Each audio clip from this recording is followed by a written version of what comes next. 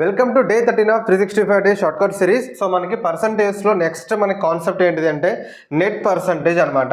So net percentage మనకి different టైప్స్లో వస్తుంది. So ఇవి మనకి ఆర్టికల్ బేస్డ్ ఉంటాయి, శాలరీ బేస్డ్ ఉంటాయి, పాపులేషన్ బేస్డ్ ఉంటాయి. సో ఇలా డిఫరెంట్గా ఉంటాయి అనమాట. సో ఫర్ ఎగ్జాంపుల్ ఎలా అడుగుతాడు అంటే ఒక పర్సన్ యొక్క శాలరీ ఉంది, లేదంటే ఒక ఆర్టికల్ యొక్క ప్రైస్ ఉంది. సో ఒక ఆర్టికల్ యొక్క ప్రైస్ ఫర్ ఎగ్జాంపుల్ 100 యూనిట్స్ అనుకుందాం.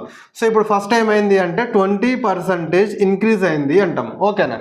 సో 20% ఇంక్రీజ్ అయింది అంటే మనకి ఇక్కడ 100లో 20% ఏమవుతుంది, 20 అవుతుంది. సో అంటే ఇక్కడ ఏమొస్తుంది, 120 అవుతుంది. నెక్స్ట్ ఆ తర్వాత 20% డిక్రీజ్ అయింది అని చెప్తాము, ఓకేనా.